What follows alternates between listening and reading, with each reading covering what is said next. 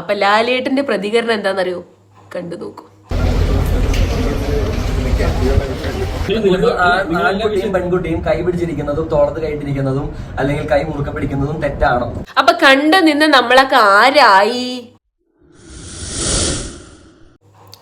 Hello my dears, welcome back to my channel. എന്തെല്ലാം കൂട്ടുകാരെ വിശേഷങ്ങൾ? സുഖാണെന്ന് പ്രതീക്ഷിക്കുന്നു. ഞാനിന്ന് സംസാരിക്കാൻ പോകുന്നത് ബിഗ് ബോസിലെ 2 വ്യക്തികളെ കുറിച്ചാണ്.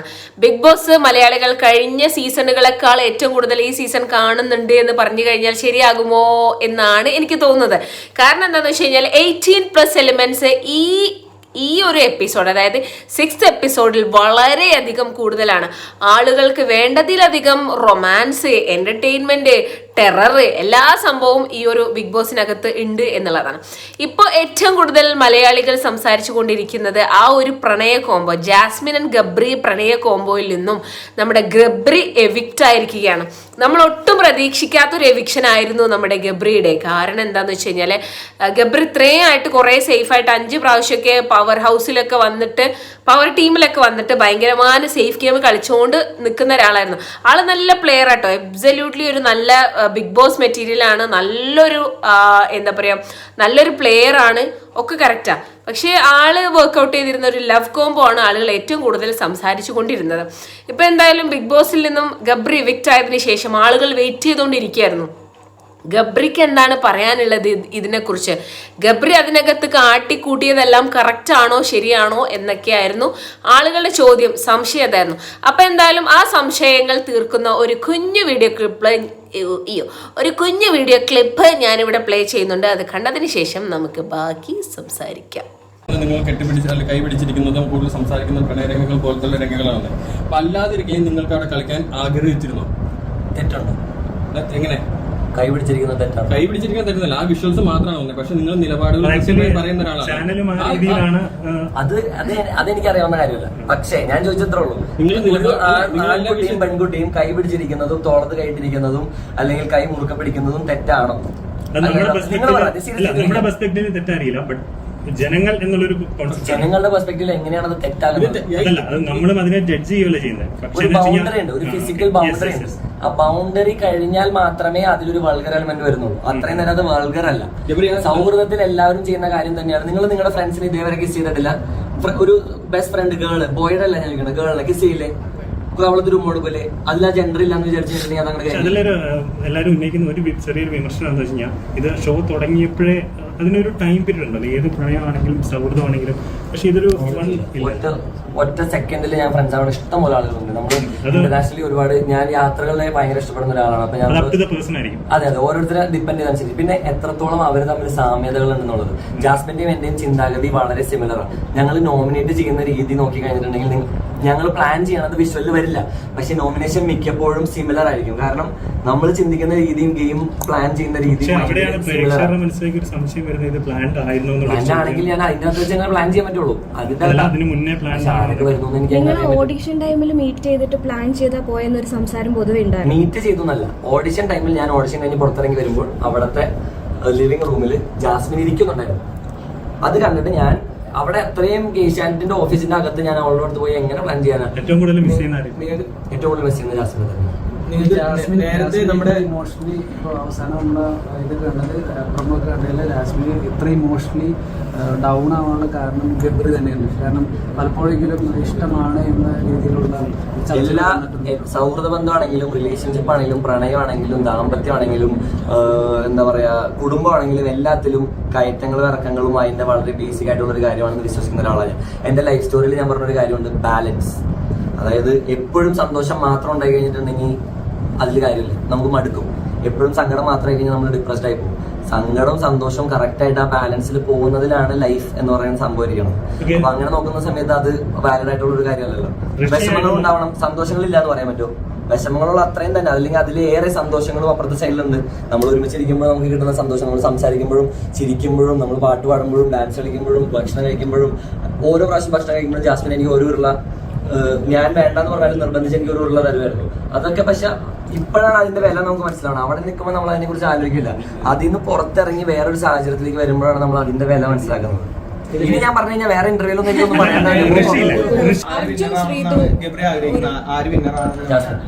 ജാസ്മിന് വേണ്ടി പൂർണ്ണ പിന്തുണ കൊടുക്കുന്നുണ്ടോ? സപ്പോർട്ട് ഞാൻ ചെയ്യേണ്ട ആവശ്യമില്ല. അതിനകത്ത് ഗെയിം കളിക്കുന്നുണ്ടെങ്കിൽ ഞാൻ ഇവിടെ നിന്ന് സപ്പോർട്ട് ചെയ്തിട്ട് പ്രത്യേകിച്ച് വലിയ കാര്യങ്ങൾ ഉണ്ടാവുമെന്ന് എനിക്ക് തോന്നുന്നില്ല. കളിച്ചോളും. Jasmin is a very good player. അത് നാളത്തെ എപ്പിസോഡ് കാണുമ്പോൾ നിങ്ങൾക്ക് ദിൽഷയ്ക്ക് വേണ്ടി റോബിൻ പുറത്തായതുപോലെ ഒരു സപ്പോർട്ട് കിട്ടാൻ ഇതുപോലെ പ്രേക്ഷകർ എക്സ്പെക്ട് ചെയ്യുന്ന ഒരു മൂവ്മെന്റ് ആ രീതിയിലാണ് അത് പുറത്ത് ചർച്ച നടക്കുന്നത്. ചാനലും ഇത് ഹൈലൈറ്റ് ഞാൻ ഒരു കാര്യം പറയട്ടെ, നല്ലൊരു റൊമാൻസ് കാണാൻ ഇഷ്ടമില്ലാത്തവരാരുള്ളത്? സിനിമയിലാണെങ്കിലും റൊമാൻറ്റിക് സാധനം കൊണ്ടുവരുന്നത് അത് കണ്ട് ഇഷ്ടപ്പെടുന്നത് കൊണ്ടല്ലേ. അവര് പ്രണയിക്കണേ അവർ പ്രണയിച്ചോട്ട് അവർ സൗഹൃദമായിട്ടിരിക്കുന്നതിലായിരിക്കും അവരുടെ പേഴ്സണൽ കാര്യം. അതിന് നമ്മൾ ഇടപെടേണ്ട ആവശ്യമില്ല. അവരെന്താ തരുന്നത് എന്നുള്ളത് കണ്ട് എൻജോയ് ചെയ്യുക. അതിനെ വിമർശിക്കാൻ തോന്നിയാൽ വിമർശിക്കുക, അപ്രീഷിയേറ്റ് ചെയ്യാൻ തോന്നിയാൽ അപ്രീഷിയേറ്റ് ചെയ്യുക. അത്രേ ഉള്ളൂ. അവിടെ അതാണ് ബൗണ്ടറി. അതാണ് എനിക്കും ജാസ്മിനും കിട്ടാതിരുന്ന ഒരു കൺസിഡറേഷൻ. ഞങ്ങൾ എന്ത് തീരുമാനിക്കുന്നു എന്നുള്ളതിനേക്കാൾ കൂടുതൽ അവർക്ക് എന്ത് വേണം എന്നുള്ളതായിരുന്നു പ്രശ്നം. ക്ലാരിറ്റി ഇപ്പൊ കിട്ടണം എന്ന് പറഞ്ഞാൽ അത് തരാൻ പറ്റില്ലെങ്കിൽ പറ്റില്ല എന്നല്ലേ പറയാൻ പറ്റുള്ളൂ.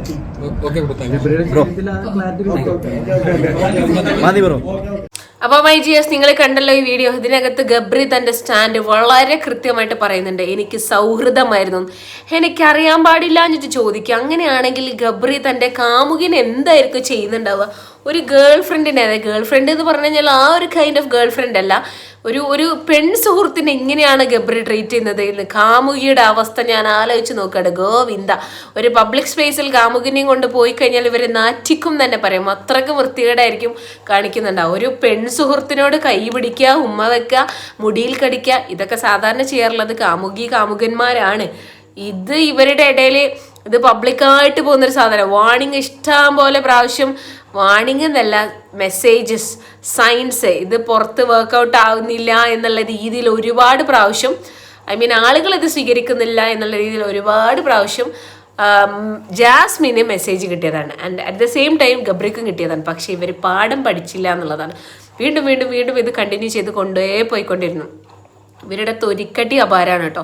ഇപ്പോഴും ഇവൻ പറയുന്നത് എന്താന്ന് വെച്ച് കഴിഞ്ഞാൽ ഇവരുടെ ഫ്രണ്ട്ഷിപ്പായിരുന്നു. അപ്പൊ കണ്ടു നിന്ന് നമ്മളൊക്കെ ആരായി, ബാക്കി നിങ്ങൾ ഫില്ല് ചെയ്യൂ കേട്ടോ.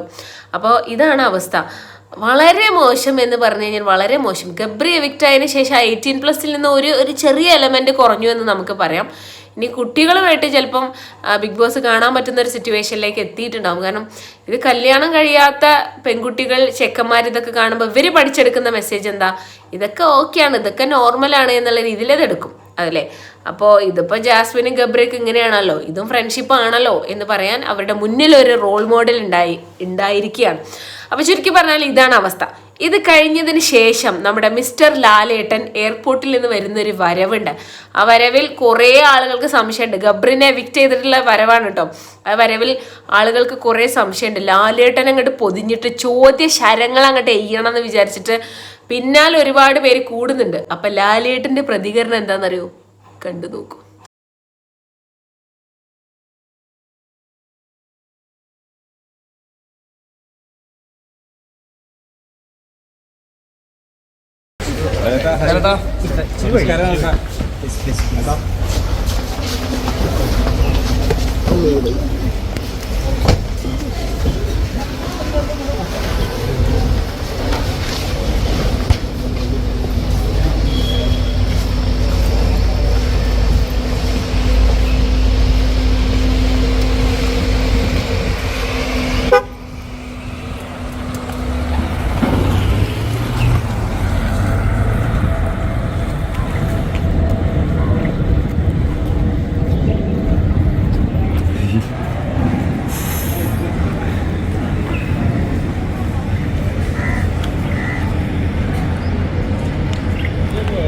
അപ്പൊ ലാലേട്ടന്റെ പ്രതികരണം എന്താണെന്നറിയോ മൈ ഡിയേഴ്സ്?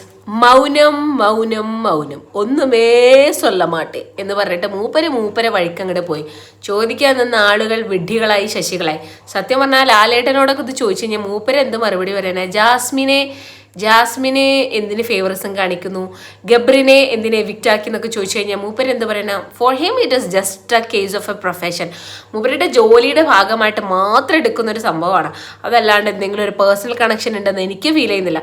എന്തായാലും ഈ ഒരു ബിഗ് ബോസ് ഷോ വന്നതിന് ശേഷം, ഈ ഒരു ബിഗ് ബോസ് 6 സീസൺ 6 വന്നതിന് ശേഷം കുറേ പേര് ലാലേട്ടനെ ചീത്ത പറഞ്ഞുകൊണ്ടിരിക്കുകയാണ്. കാരണം മൂപ്പര് ചെയ്യുന്ന ഒരുപാട് കാര്യം മൂപ്പർക്ക് കൊടുക്കുന്ന സ്ക്രിപ്റ്റ് ആയിരിക്കാം, പക്ഷെ ഇത് വായിക്കുമ്പോൾ അല്ലെങ്കിൽ ഇത് ആളുകളിലേക്ക് എത്തിക്കുന്ന സമയത്ത് ലാലേട്ടൻ മൂപ്പരാളുടെ തന്നെ ഇമേജാണ് ഈ കളഞ്ഞു കുളിക്കുന്നത്. പക്ഷെ ഇത് ആർക്കും അല്ലെങ്കിൽ മൂപ്പരെ അറിയുന്നുണ്ടോ ഇല്ലയെന്ന് പടച്ച റബ്ബിനെ അറിയാം. കാരണം സോഷ്യൽ മീഡിയ ഒക്കെ മൂപ്പരെ എത്രത്തോളം ഫോളോ ചെയ്യുന്നുണ്ട്, അതല്ലെങ്കിൽ അത് എത്രത്തോളം മൂപ്പരിലേക്ക് എത്തുന്നുണ്ടെന്ന് എന്തായാലും അറിയില്ല. എന്തായാലും ഈ ഒരു കാര്യം കൊണ്ട് മൂപ്പരുടെ സ്റ്റാർഡത്തിൻ്റെ ഒരു ലെവൽ താഴേക്ക് തന്നെയാണ്, ഡീഗ്രേഡ് തന്നെയാണ് മൂപ്പർക്കുള്ളത്.